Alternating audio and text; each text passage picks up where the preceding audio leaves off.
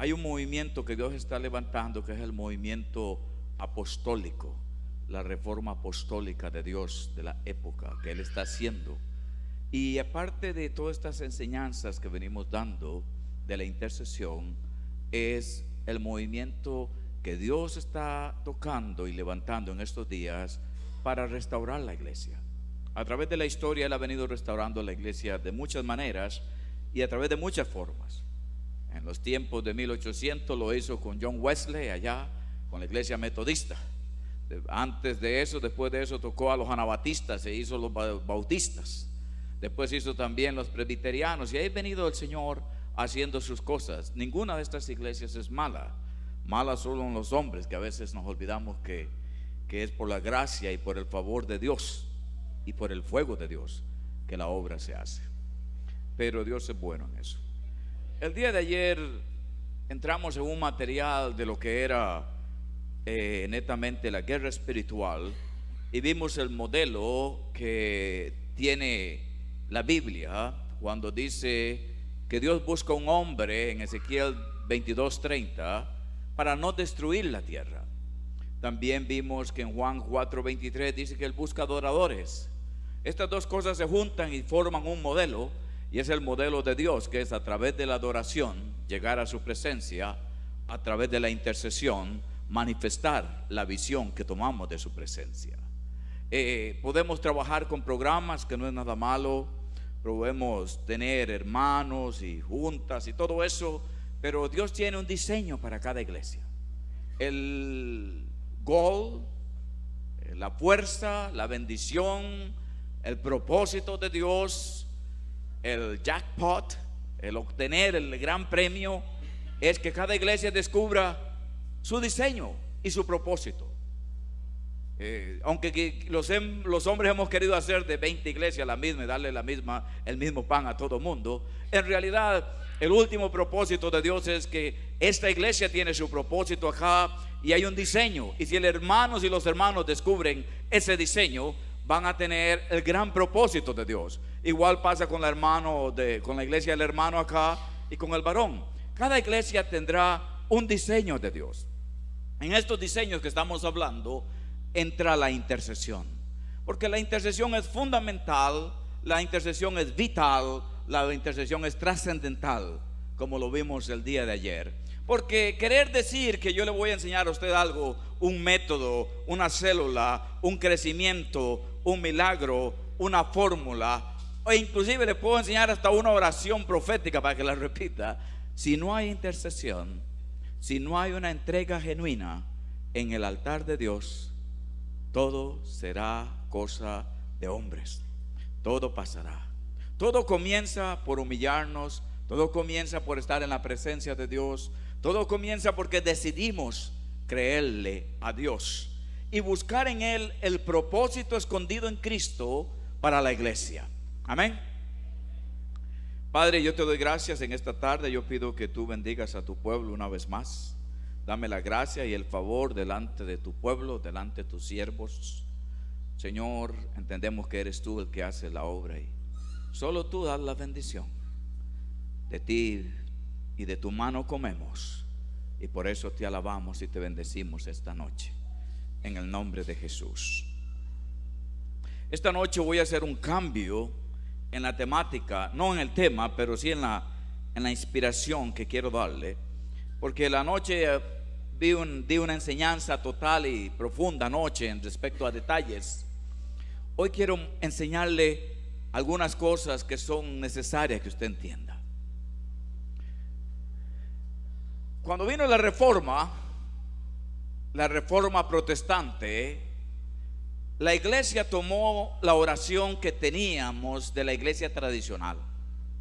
Con los movimientos que nacieron en Europa en 1850, 1870, y estos movimientos grandes de los evangelistas, hubo algunos efectos, pero siempre la oración era quedita, callada, reverente.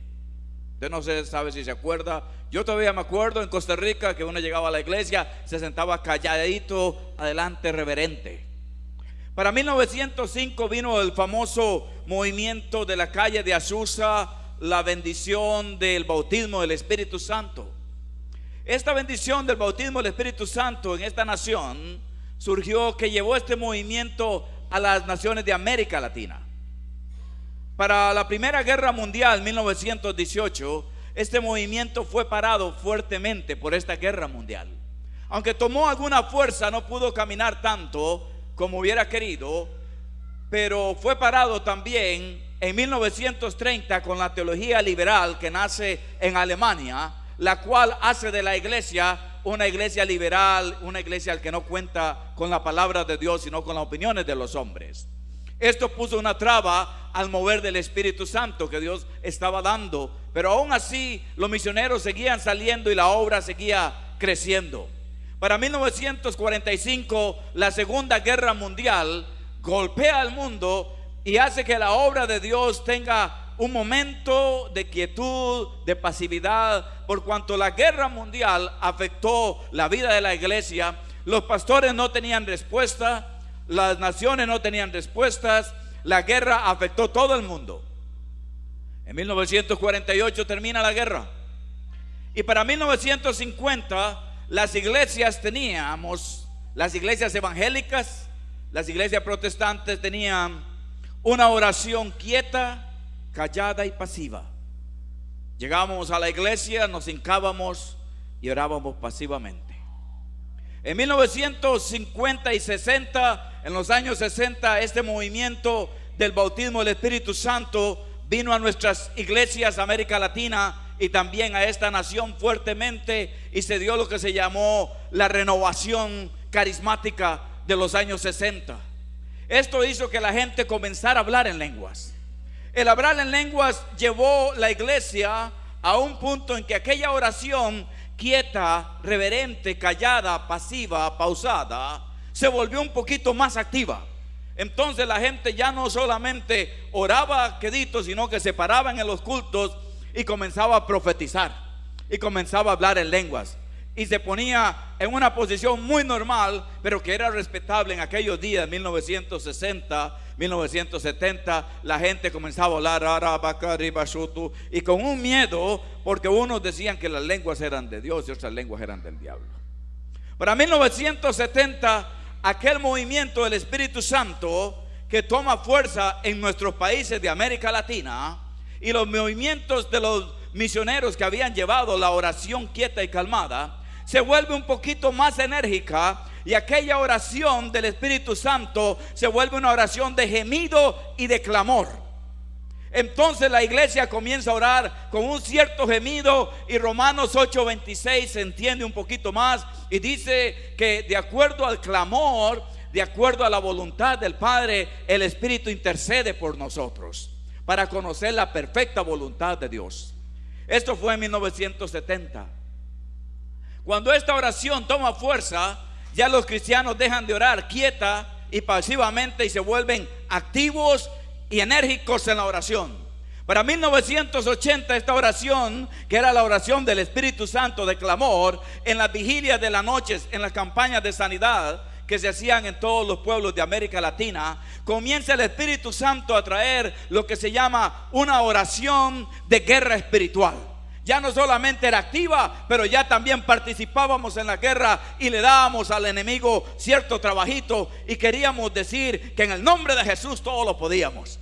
Y así en 1970 nace lo que se llama la guerra espiritual, en su origen inicialmente como una oración en que los cristianos hacían enérgicamente con cierta autoridad, y levantaban las manos, levantaban su voz, y aquella oración pasiva, quieta de los años 50 pierde su lugar, se acaba su lugar. Para 1980, aquella oración de guerra espiritual se desarrolla y comienza a hacerse ya no una guerra espiritual solamente, sino también una guerra espiritual estratégica. Dios comienza a levantar de los intercesores profetas, hombres y mujeres que a través del clamor, a través del gemido, a través de la presencia de Dios, a través de las lenguas, Él le comienza a dar revelación. Dios comienza a soltar la palabra reveladora, comienza a soltar la enseñanza, la gente comienza a recibir, vienen los sueños, vienen las visiones, viene lo que Dios da. Los pastores comienzan a recoger el mensaje de aquella iglesia que está orando y se vuelve una oración intercesora de guerra espiritual estratégica.